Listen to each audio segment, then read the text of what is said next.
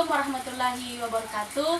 Kembali lagi di YouTube kita, dimana pada vlog hari ini kita akan membahas, atau lebih tepatnya kita akan sharing-sharing mengenai coaching dan mentoring. Baik, sebelum kita lanjut video selanjutnya, bagi teman-teman yang menonton, jangan lupa di like, share, dan komen, dan subscribe, supaya teman-teman yang lain juga bisa lebih banyak untuk menontonnya, ya. Untuk lebih lanjutnya lagi, supaya kita bisa mengetahui apa sih sebenarnya itu coaching dan mentoring, mungkin dari saudara saya Putri Hutari bisa memberikan gambaran sedikit apa sih sebenarnya itu coaching dan mentoring. Baik, menurut saya, coaching merupakan bagaimana seseorang membimbing, membina, serta mengajarkan dan memberikan instruksi kepada seseorang atau kelompok agar memperoleh kemampuan serta metode baru yang akan dilakukan untuk mencapai suatu target. Sedangkan mentoring di sini yaitu proses berbagi pengalaman kepada seseorang yang ingin belajar di bidang tersebut. Kemudian pentingnya coaching dan mentoring ini tentunya akan berdampak positif pada internal perusahaan. Salah satunya adalah meningkatkan profit atau laba, di mana coaching dan mentoring ini berperan untuk meningkatkan kinerja karyawan, memiliki sikap kerja yang baik, serta mempermudah pengembangan sumber daya manusia yang berkelanjutan untuk meningkatkan produk-produk baru dalam suatu perusahaan. Kemudian, proses coaching dan mentoring di sini tentunya seorang atasan akan menyiapkan karyawannya untuk dibina, kemudian dibimbing agar mampu berkreasi dan berkreativitas dalam perusahaan untuk menghadapi situasi keadaan di lapangan atau keadaan sebenarnya, yang bertujuan untuk meningkatkan potensi sumber daya manusia, baik dari sisi profesionalitas atau dari diri sendiri atau pribadi. Kemudian teknik coaching dan mentoring, bagaimana seorang atasan memberi arahan kepada karyawannya untuk menghadapi situasi keadaan di lapangan atau keadaan sebenarnya, sehingga membantu karyawan untuk menghadapi masalah-masalah dalam perusahaan sehingga mencapai kinerja yang optimal. Sekian dari saya. Baiklah, mungkin dari saudara saya Muhadir dapat memberikan gambaran mengenai pengembangan dari coaching dan mentoring. Saya akan menjelaskan mengenai masalah pengembangan coaching. Menurut saya, coaching adalah kegiatan atau metode cara manusia bekerja. Artinya apa? Bahwa bagaimana caranya kita mengembangkan potensi kita, skill kita bekerja di suatu perusahaan agar perusahaan ini bisa maju. Dan kemudian bagaimana caranya kita berkolaborasi di dalam karyawan-karyawan yang bekerja di dalam perusahaan maupun bos dan manajer, supaya pekerjaan kita di dalam perusahaan efektif dengan efisien pada saat kita beraktivitas di dalam perusahaan tersebut. Dan kemudian misalkan kalau kita mau betul-betul bekerja di dalam perusahaan, bagaimana caranya kita menciptakan inovasi-inovasi yang baru agar ini perusahaan bisa dikenal oleh orang-orang yang ada di luar pada saat kita melakukan pekerjaan yang lebih baik dibandingkan dengan yang dulu. Artinya apa? Bahwa misalkan kita menciptakan produk apapun saja yang belum dikenal oleh orang-orang yang ada di sekitar kita. Kemudian setelah itu ada produk yang kita ciptakan. Bagaimana caranya kita memperlihatkan kepada masyarakat yang ada di sekitar kita agar produk kita ini dikembangkan. Nah, dan kemudian ini produk bisa dikenal oleh orang-orang yang ada di sekitar kita, yakin dan percaya perusahaan ini akan maju kalau sudah dikenal oleh orang-orang yang ada di sekitar kita.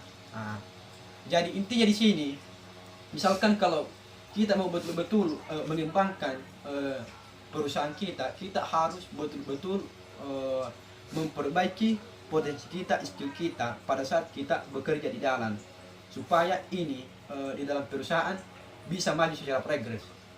Saya kira seperti itu mengenai masalah pengembangan coaching. Menurut saya, mentoring dianggap sebagai salah satu alat yang tepat bagi pengembangan dan pemberdayaan personal. Artinya di sini, misalkan kalau kita bekerja di suatu perusahaan atau di dalam perusahaan umpamanya, kita saling membimbing.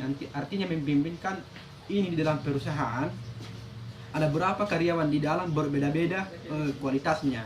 Baru disitulah kita saling membimbing bagaimana caranya kita bekerja sama agar kita bisa bekerja efektif dengan efisien dalam perusahaan tersebut, agar perusahaan ini bisa berkembang. Artinya apa? Intinya kita melakukan bagaimana caranya kita membimbing karyawan-karyawan di dalam perusahaan supaya karyawan ini bekerja sesuai dengan apa yang diinginkan oleh perusahaan tersebut. Saya kira seperti itu. Dan selanjutnya untuk saudara saya Tasbih mungkin juga dapat memberikan kita gambaran mengenai pengembangan dari coaching dan mentoring. Baiklah, terima kasih atas kesempatan yang telah diberikan kepada saya. Di sini saya akan menjelaskan sedikit tentang bagaimana sih itu pengembangan mentoring. Jadi mentoring dianggap sebagai salah satu alat yang tepat bagi pengembangan dan pemberdayaan personal, karena merupakan cara yang efektif dalam membantu karyawan untuk menemukan potensi diri yang ada di dalam dirinya sendiri, serta mengembangkan karirnya dengan lebih baik lagi dari sebelumnya. Jika dibandingkan dengan coaching, aktivitas mentoring dinilai lebih efektif karena aktivitas ini memungkinkan para mentee atau seorang peserta mentoring untuk mengembangkan karirnya di luar area kerja yang selama ini ditekuni. Kemudian selain itu, inti dari kegiatan mentoring bersifat sharing, sehingga pengetahuan dan pengalaman yang didapatkan di dalamnya atau yang diperoleh jauh lebih beragam, tidak itu saja. Kemudian masuk kepada pengembangan mentoring. Tentu pengembangan mentoring di dalam suatu perusahaan itu sangatlah penting, baik itu untuk seseorang yang melakukan kegiatan mentoring tersebut atau si karyawan, maupun manfaat bagi perusahaan, karena seseorang yang melakukan pengembangan ilmu dari apa yang telah didapatkan dari orang-orang yang lebih mahir atau yang lebih menguasai hal-hal tertentu. Tentu dalam hal ini si karyawan atau si pelaku mentoring itu bisa mengembangkan apa saja yang telah didapatkan di tempat ia melakukan kegiatan tersebut. Kemudian berbicara masalah manfaat bagi perusahaan. Tentu manfaat bagi perusahaan itu sangatlah penting, karena dengan si karyawan ini bisa mendapatkan ilmu yang lebih lebih baik lagi, maka akan sangat berpengaruh kepada kinerja perusahaan. Namun seringkali muncul kontradiktif dalam perusahaan di mana para senior merasa terancam dengan adanya aktivitas ini, sehingga enggan untuk menerapkan budaya mentoring di sebuah perusahaan. Hal ini dikarenakan banyak yang beranggapan bahwa suatu saat para mentee atau para peserta mentoring ini akan menggeser posisi mentor dalam sebuah area kerja. Hal ini tidak sepenuhnya dianggap salah, namun tidak bisa juga dianggap benar.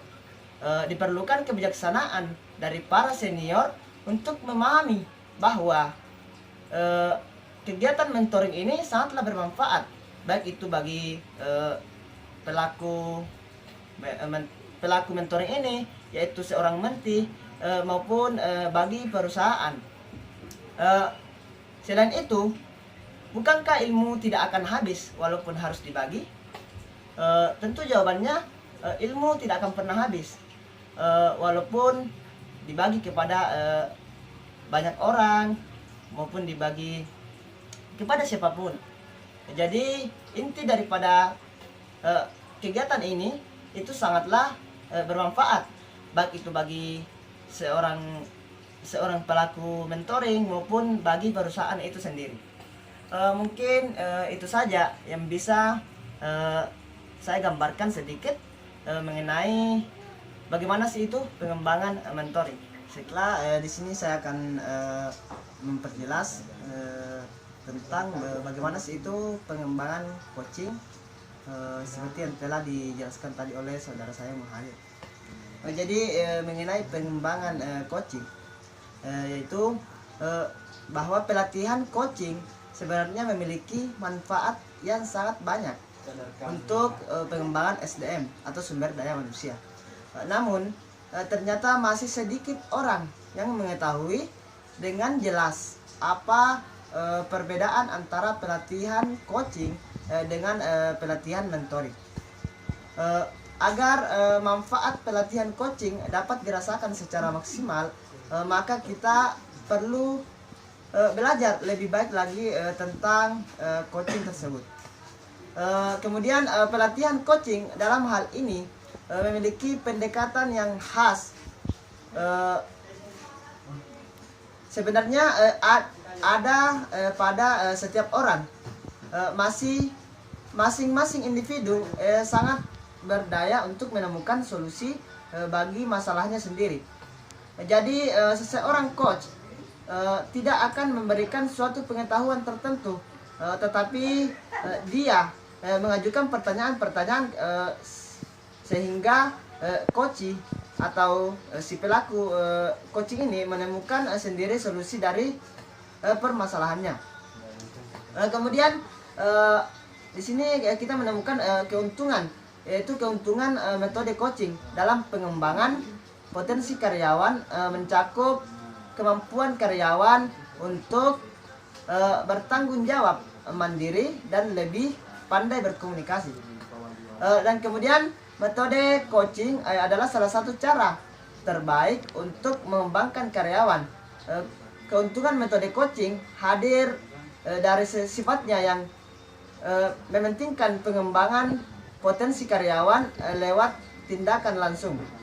Dan kemudian karyawan mungkin dipasangkan dengan seseorang yang lebih berpengalaman atau seseorang yang lebih senior. Akan tetapi karyawan tersebut didorong untuk melakukan segalanya sendiri dan belajar dari kesalahan-kesalahan yang pernah dialaminya. Kemudian timbul pertanyaan, mengapa perusahaan sebaiknya mengadopsi metode coaching untuk pengembangan diri seorang karyawan? Tentu kita bisa tentu di sini jawabannya, yaitu seseorang karyawan harus mengadopsi yang namanya metode coaching, yaitu karena metode coaching ini sangatlah diperlukan dalam suatu perusahaan untuk bagaimana perusahaan tersebut bisa lebih maju ke depannya. Di sini kita bisa mengambil kesimpulan bahwa metode coaching di dalam suatu perusahaan itu sangatlah penting. Baik itu bagi seseorang yang melakukan coaching ini untuk pengembangan dirinya ke depannya, dan bagaimana perusahaan bisa lebih maju ke depannya dan bisa lebih berkembang. Mungkin itu saja yang bisa saya sampaikan mengenai. Baiklah, itulah tadi gambaran dari materi tentang coaching dan mentoring yang digambarkan oleh teman-teman saya. Jadi saya dapat menyimpulkan bahwa coaching ini adalah pembinaan atau instruksi dari seseorang untuk satu kelompok agar dapat mencapai sasarannya dengan tepat. Sedangkan yang kita ketahui tentang mentoring yaitu sharing tentang pengalaman seseorang kepada orang lain yang ingin mengetahui apa sih sebenarnya yang pengalaman yang dimiliki orang tersebut. Nah, disinilah berfungsi sebagai tempat mereka untuk saling sharing akan pengalaman tersebut. Sedangkan mengenai pengembangannya, coaching ini sangat diperlukan dalam suatu perusahaan. Mengapa? Karena coaching ini diperlukan dalam hal untuk meningkatkan profit suatu perusahaan, dan coaching juga ini sangat bermanfaat bagi suatu karyawan, di mana coaching ini dapat menyelesaikan permasalahan-permasalahan yang dihadapi oleh karyawan dalam suatu perusahaan. Dan di sini juga coaching sangat bermanfaat, di mana karena untuk meningkatkan kinerja suatu karyawan dan lebih mengefektifkan kerja suatu karyawan dalam suatu perusahaan. Sedangkan untuk mentoring sangat dibutuhkan dalam suatu organisasi. Mengapa sih katakan dapat dibutuhkan dalam suatu organisasi?